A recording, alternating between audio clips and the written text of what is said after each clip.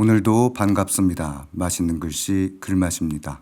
제가 아주 긴 출장을 마치고 돌아왔습니다. 2주가 넘는 출장이라 영상 업로드도 그렇고 자매님 여러분과의 소통도 소홀할 수밖에 없었는데요.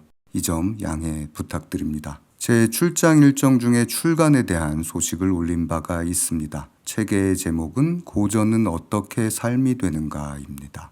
지금 예약 판매 중인데요. 구매는 교보문고 예스24 알라딘에서 가능합니다. 고정 댓글의 링크 통해서 예약하실 수 있고요. 여러분의 많은 관심 부탁드립니다. 아울러 링크를 통해 들어가시면 간단한 저에 대한 정보와 그리고 어떤 책인지 조금은 이해하실 수 있을 텐데요.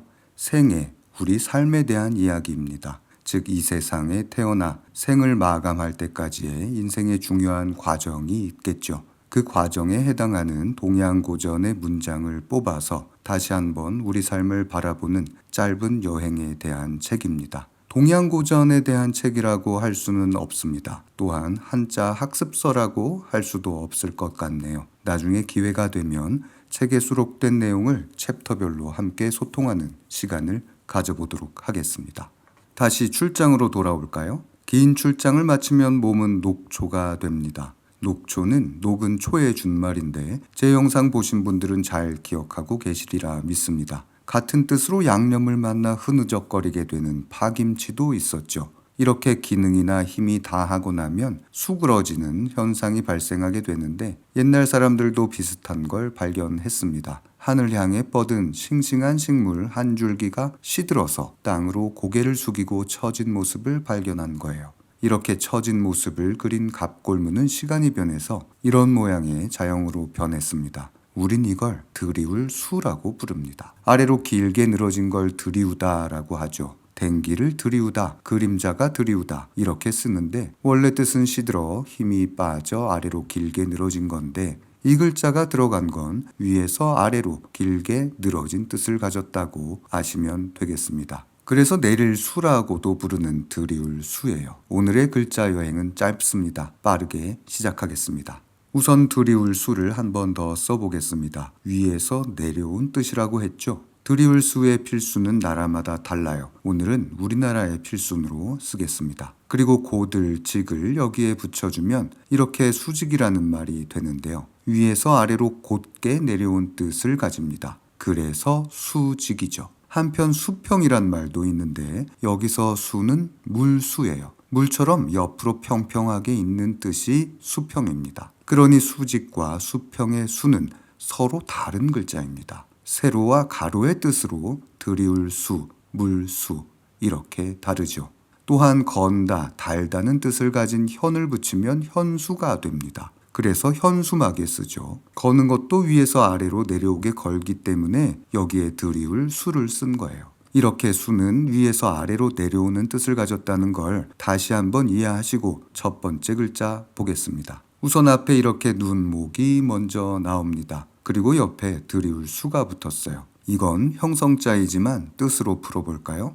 눈이 위에서 아래로 내려온 뜻으로 풀이할 수 있겠죠. 그래서 이건 잠잘 수라는 글자가 됐습니다. 그런데 이건 자는 건 아니에요. 잠으로 들어가는 초입 단계로 피곤해서 눈이 감긴 것뿐입니다. 조는 거예요. 그래서 이 글자를 졸음수라고도 부릅니다. 여기에 잠잘 면을 이렇게 붙여주면 수면이 되죠. 그래서 수면은 잠의 첫 단계인 졸음의 수부터 깊은 잠의 단계인 숙면의 면까지 잠의 과정을 나타내는 말입니다. 한편 연꽃은 밤이 되면 잠을 잡니다. 꽃이 오므라들죠. 그리고 아침 해가 뜨면 다시 열려 펴져요. 그래서 수련이라고 하는 건 잠을 자는 연꽃이라는 뜻을 가졌답니다.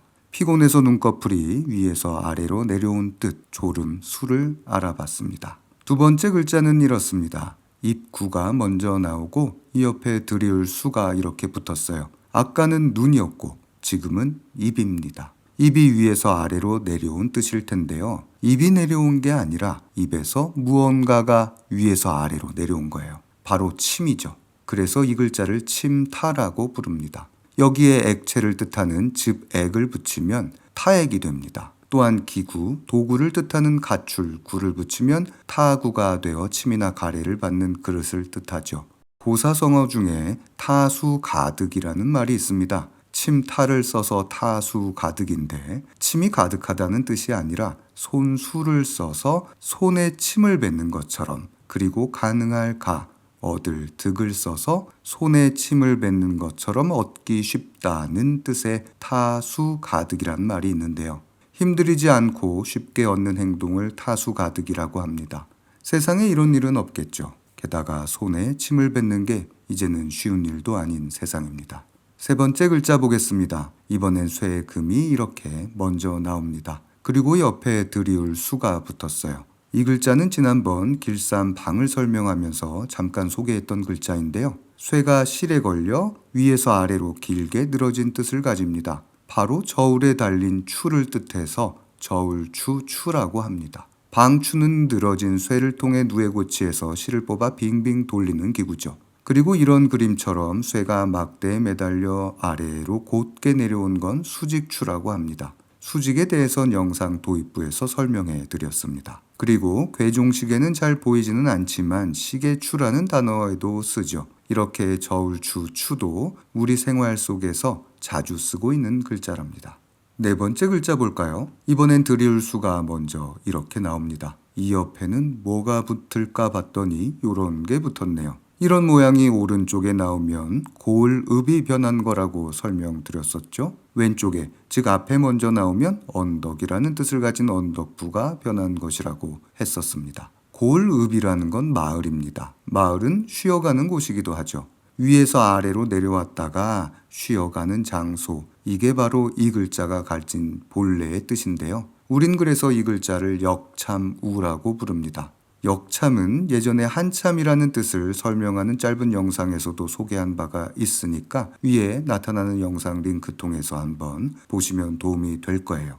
역참우라고 부르면 뭔가 생소한데 쉬운 이름으로 우편우라고 부르기도 합니다. 우편과 역참은 전혀 다르죠. 그래서 이름을 잘 붙였어야 이해하기 쉽습니다. 예를 들면 우리가 있는 곳을 부산이라고 생각해 봅시다. 그리고 왕이 있는 서울에서 왔어요. 위에서 아래로 내려온 겁니다. 그리고 숙소에서 쉽니다. 그게 역참이죠. 이 글자 우가 가진 뜻입니다. 그런데 왕이 내린 서한을 가져온 거예요. 문서를 운반해서 가져왔기에 이 글자를 우편, 우체국에 함께 쓰고 있는 거랍니다. 왕이나 정부가 내린 공문서를 들고 위에서 아래로 내려와 쉬는 장소의 뜻을 가진 역참우를 이렇게 알아봤습니다. 마지막 다섯 번째 글자인데요. 이건 잘 쓰지 않으니까 참고로만 알아두세요. 이번엔 손을 가리키는 손수변이 이렇게 먼저 나오고 옆에 위에서 아래로 내려오는 뜻을 가진 들이울 수를 붙여줍니다. 이 뜻은 뭘까요?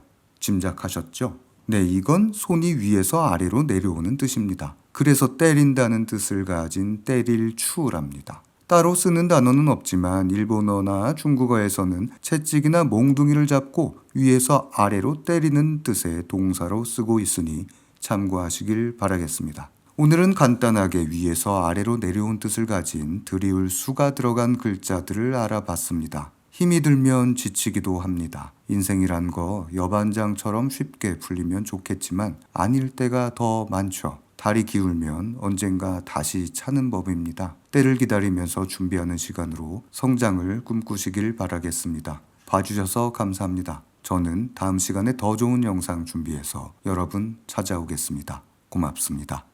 맛있는 글씨 글맛입니다.